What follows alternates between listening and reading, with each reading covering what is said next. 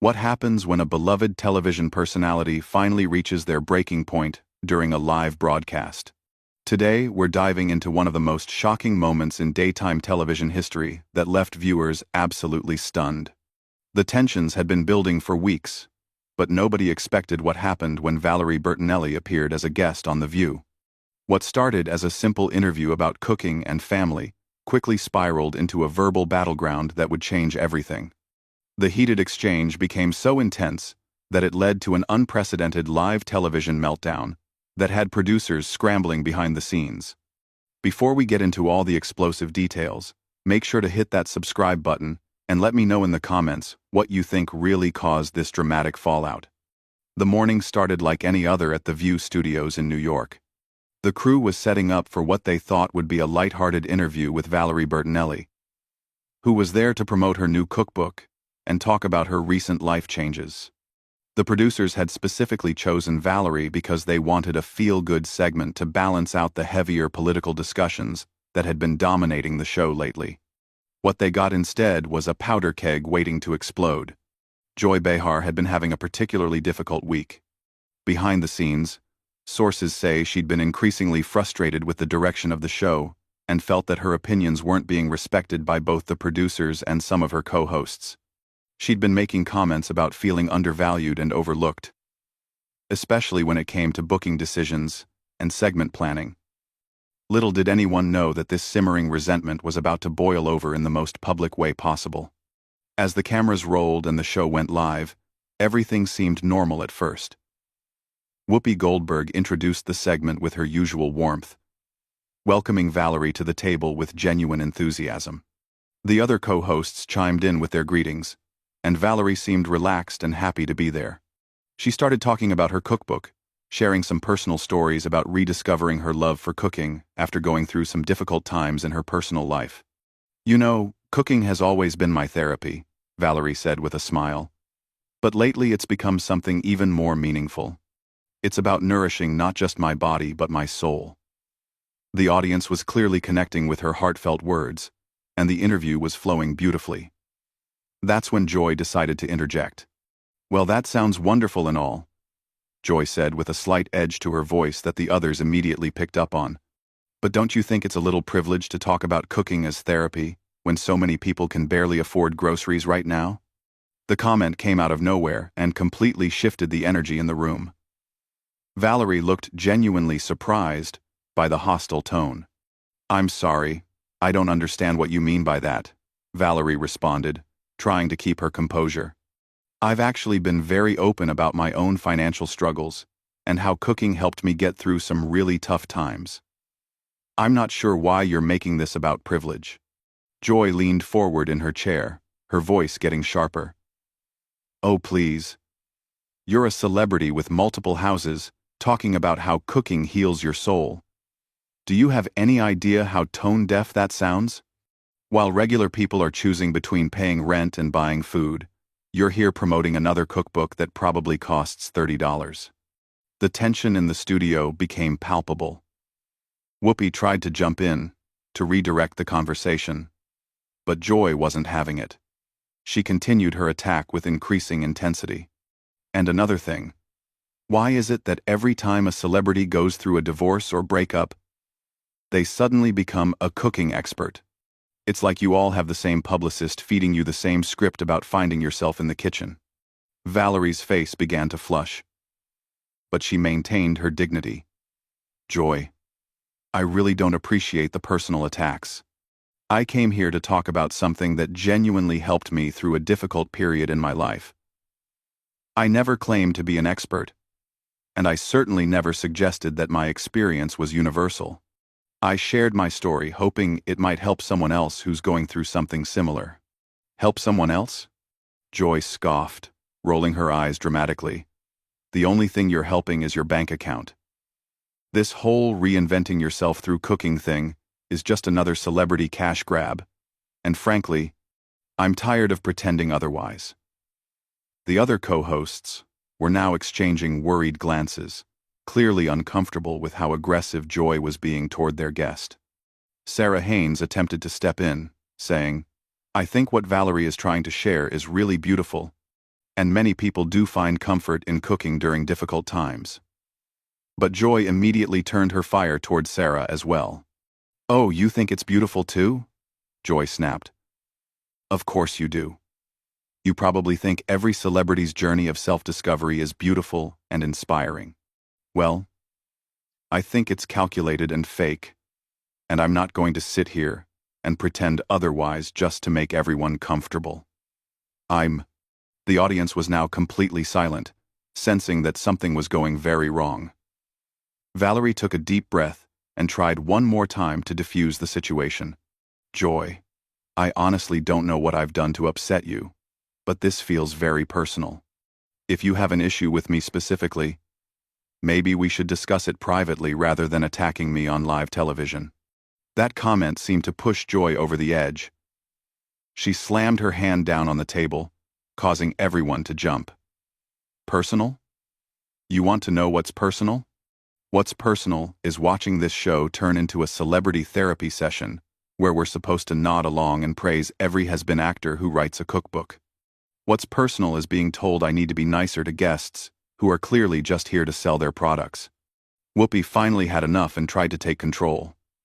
"Joy, I think we need to take a breath here and remember that we have a guest." But Joy was beyond reasoning at this point. She stood up from her chair, her face red with anger, and pointed directly at Valerie. "Don't lecture me about taking a breath, Whoopi. I've been taking breaths for years while watching this show lose its edge and turn into some kind of celebrity love fest. Well, I'm done taking breaths, and I'm done pretending that every C-list celebrity who stumbles onto this stage deserves our respect just because they wrote a book about finding themselves." Valerie finally stood up as well, her own patience completely exhausted. "That's enough. I don't know what your problem is, but I'm not going to sit here and let you disrespect me like this. I came here as a guest, and you're treating me like I personally wronged you somehow." Joy laughed bitterly. "Wronged me? Honey, you couldn't wrong me if you tried. You're not important enough to wrong me. You're just another aging actress desperately trying to stay relevant by writing cookbooks and talking about your feelings. It's pathetic, and what's even more pathetic is that we're supposed to pretend it's inspiring." The insult hung in the air like a toxic cloud. Valerie's eyes filled with tears, but she refused to back down. "You know what's really pathetic, Joy? A woman your age bullying someone on live television because you're clearly miserable with your own life. I feel sorry for you." Those words hit Joy like a physical blow. Her face went from red to almost purple, and for a moment she seemed completely speechless. The studio fell into an eerie silence as everyone waited to see how she would respond. When she finally spoke, her voice was low and dangerous, barely controlled rage seething beneath the surface. "Miserable with my own life?" Joy repeated slowly, her eyes locked on Valerie. "You think I'm miserable? Let me tell you what miserable looks like, sweetheart. Miserable is being a washed-up actress who peaked in the 80s and now has to write cookbooks to pay the bills. Miserable is having to reinvent yourself every few years because nobody remembers why they cared about you in the first place." Valerie shook her head in disbelief. "This is unbelievable. I've never experienced anything like this in 20 years of doing interviews. What is wrong with you?" "No. What's wrong with me?" Joy's voice was rising again, all pretense of professionalism completely abandoned. "What's wrong is that I've been doing television longer than you've been relevant, and I have to sit here and listen to your sob story about finding yourself through cooking like it's some kind of profound revelation. What's wrong is that this show used to have standards." Whoopi stood up from her chair, clearly trying to regain control of the situation. "Joy, that's enough. We need to go to commercial right now." But Joy spun around to face Whoopi, her anger now directed at her longtime colleague. "Don't you dare tell me that's enough, Whoopi. You've been letting this show turn into a joke for years, booking these nobody guests and expecting us to treat them like they matter. Well, I'm not playing that game anymore." The other co-hosts were frozen in shock. Sarah looked like she was about to cry, and the newer panel members seemed terrified to say anything. The audience was completely silent, sensing they were witnessing something unprecedented. Behind the scenes, producers were frantically trying to figure out how to handle the situation, but the cameras kept rolling. Valerie, still standing beside her chair, looked directly at Whoopi. "I think I should leave. This is clearly not about me, and I don't want to be part of whatever this is." She started to gather her things, but Joy wasn't finished with her yet. "Oh, you want to leave? How convenient. Can't handle a little honest conversation. This is exactly what I'm talking about. These celebrity guests come on here expecting to be coddled and praised. And the moment someone asks them a real question or challenges their narrative, they want to run away." Valerie stopped and turned back to face Joy, her own anger finally reaching its limit. "Honest conversation? Is that what you call this? You've done nothing but attack me personally since I sat down. You haven't asked me one legitimate question about my book or my life. You've just been cruel and nasty for no reason that I can understand." "Cruel and nasty?" Joy laughed harshly. "You haven't seen Cruel and Nasty yet. You want to know what's cruel? It's watching talented people get pushed aside to make room for has-beens who think they can buy their way back into relevance with a cookbook deal. It's cruel that I have to pretend to care about your journey of self-discovery when there are real issues happening in the world." Sunny Hostin finally found her voice and tried to intervene. "Joy, I think we all need to step back and take a moment here. This isn't productive for anyone." But Joy immediately turned on Sunny as well. "Productive? You want to talk about productive, Sunny? What's productive about giving airtime to people who have nothing meaningful to contribute? What's productive about turning this show into a platform for celebrity therapy sessions?" Joy's voice was getting louder and more erratic with each word. Valerie had heard enough. She looked directly into the camera and addressed the audience. "I want to apologize to anyone watching this. I came here to share something positive, and instead, you're witnessing something very ugly. This isn't who I am, and I hope it's not who this show wants to be either." That direct appeal to the audience seemed to enrage Joy even more.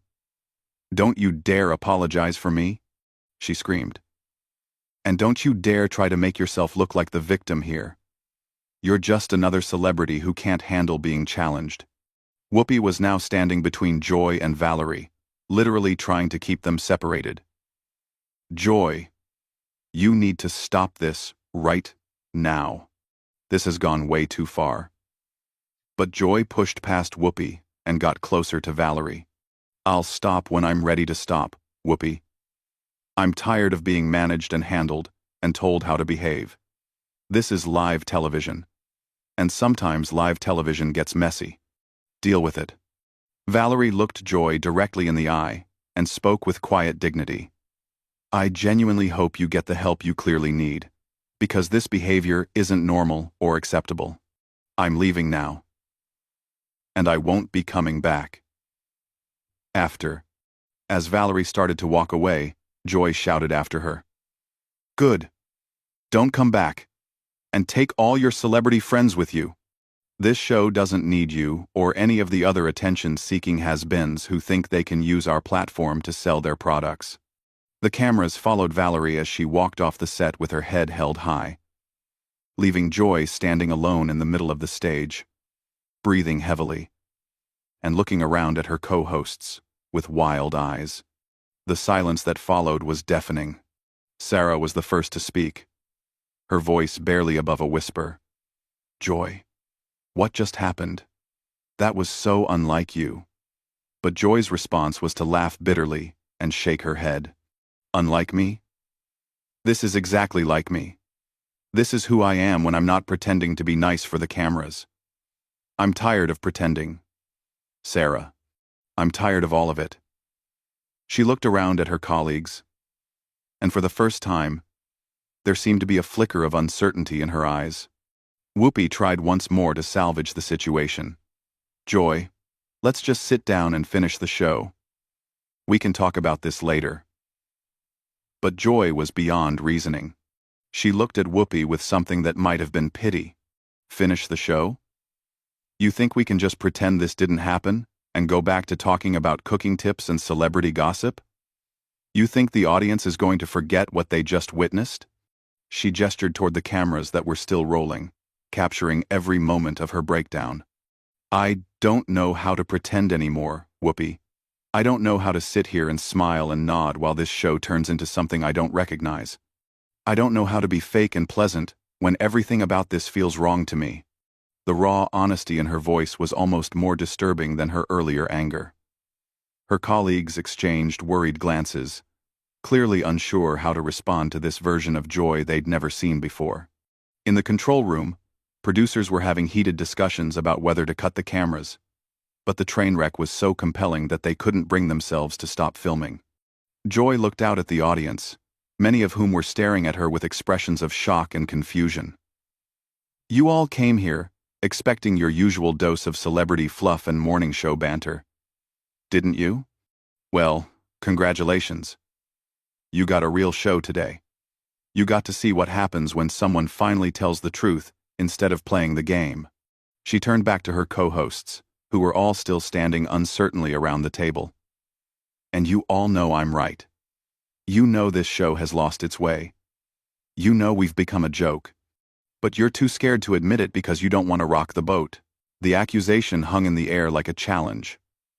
Sunny Hostin was the first to respond, her legal training kicking in as she tried to de-escalate the situation. Joy, we all care about this show and want it to succeed. Maybe we can have this conversation when we're not live on television. But Joy's laugh was bitter and mocking. When we're not live? You mean when the cameras are off and we can all pretend to be friends again? When we can sweep this under the rug and go back to business as usual? No, Sunny. If we're going to have this conversation, we're having it now, while America is watching. She walked closer to the camera, addressing the audience directly with an intensity that was both captivating and deeply uncomfortable. You want to know the truth about what goes on behind the scenes here? You want to know why your favorite morning show feels different lately? It's because we've all been told to play it safe, to avoid controversy, to make nice with every celebrity who walks through that door. Whoopi stepped forward, her voice firm but controlled. Joy, this is not the time or the place for this discussion. We have a responsibility to our viewers, and to each other, to handle this professionally. Professionally? Joy spun around to face Whoopi, her voice dripping with sarcasm. You mean the way you professionally sat there and let that guest disrespect me? The way you professionally tried to silence me when I was telling the truth? Or do you mean professionally the way we all pretend this show is still relevant when we know it's becoming a parody of itself? The other co-hosts were now huddled together at one end of the table, clearly unsure whether to flee or stay. Sarah was visibly shaking, and even the usually composed Sunny looked rattled by Joy's increasingly erratic behavior. Joy continued her tirade, pacing back and forth across the stage like a caged animal. You know what the real problem is here? It's not that I was rude to that guest. The real problem is that nobody wants to hear the truth anymore. Everyone wants everything sugar-coated and sanitized. Well, I'm 68 years old, and I don't have time for sugar-coating anymore. She stopped pacing and looked directly at her co-hosts. You all sit there judging me for speaking my mind. But where were you when the producers started booking these irrelevant guests? Where were you when they started telling us to tone down our opinions? You all just went along with it because it was easier than fighting. Whoopi tried once more to reason with her longtime colleague. Joy, we can discuss all of these concerns, but not like this. Not in front of our audience. This isn't fair to them or to us. Fair? Joy's voice rose to almost a shriek. You want to talk about fair, Whoopi. Is it fair that I've given the best years of my career to this show, only to be told I need to be nicer? Is it fair that we have to pretend every celebrity cookbook is a masterpiece? Is it fair that we can't have real conversations anymore? Because someone might get their feelings hurt? The studio audience was completely silent now, many people looking genuinely frightened by what they were witnessing. Some were taking out their phones, recording what was clearly going to become one of the most talked-about moments in television history. Joy noticed the phones and pointed at them accusingly. "Go ahead, record this. Post it everywhere. Let the world see what happens when someone finally tells the truth on live television. Let them see what happens when someone refuses to play the game anymore." She turned back to the camera, her face flushed, and her breathing labored. "You know what? I'm done. I'm done with this show. I'm done with these fake conversations. And I'm done pretending to be someone I'm not for the sake of ratings." The declaration sent shockwaves through the studio. Even the crew members who had been trying to stay invisible were now staring in disbelief. This wasn't just a meltdown anymore. This was a resignation happening live on national television. Whoopi stood up quickly. "Joy, let's take a step back. You don't mean that. You're upset. And rightfully so. But let's not make any decisions we can't take back." But Joy was already untying her microphone, her hands shaking with anger or adrenaline, or both. "I absolutely mean it, Whoopi. I've never meant anything more in my life. I'm tired of being told to smile and be pleasant, while this show turns into everything I never wanted it to become." She pulled the microphone pack from her waistband and set it down on the table with deliberate ceremony. "I've been doing television for longer than some of you have been alive, and I've never been more disgusted with what it's become. The fake friendships, the manufactured controversy, the celebrity worship, all of it makes me sick." Sarah found her voice finally, though it was trembling. "Joy, please don't do this. We can work through whatever issues you're having. The show needs you." Joy looked at Sarah with something that might have been sympathy. "The show needs me? Sarah, the show doesn't need any of us. It'll replace me before my parking space gets cold, just like it'll replace all of you when your time comes. That's the reality of this business that none of you want to face." She began gathering her personal items from the table, moving with the mechanical precision of someone who had made an irrevocable decision. "I started in this business when women had to fight for every opportunity, when we had to be twice as good and work twice as hard just to get noticed. And now, look what we've become. We sit around a table gossiping about celebrities and pretending it's journalism." Whoopi made one final attempt to save the situation. "Joy, I'm begging you. Don't end it like this. Don't let one bad day destroy everything you've built here." Joy stopped what she was doing and looked at Whoopi with genuine sadness in her eyes. "One bad day? Whoopi, this isn't one bad day. This is years of frustration finally boiling over. This is me finally admitting that I don't belong here anymore. And maybe I never did." She picked up her purse and walked toward the edge of the stage, then turned back one last time to face the cameras. "To anyone watching this who thinks I've lost my mind, you're probably right. I've lost my mind trying to fit into a world that doesn't make sense anymore. I've lost my mind trying to be polite when I wanted to be honest. I've lost my mind pretending that celebrity culture isn't toxic and that morning television isn't contributing to the dumbing down of America." The studio was so quiet, you could hear the hum of the cameras. Joy looked around at her former colleagues one last time, and when she spoke again, her voice was calmer, but filled with finality. "I wish you all the best, I really do. But I can't be part of this anymore. I can't sit at that table and pretend that what we do here matters when it so clearly doesn't. I can't smile and nod while guests like that woman come on here to sell their products disguised as inspiration." With that, she walked off the stage, leaving her stunned co-hosts staring after her. The cameras kept rolling, capturing every second of the aftermath. Whoopi eventually found her voice and tried to address the audience. "We're going to take a quick break, and we'll be right back," she said, though her voice lacked its usual confidence.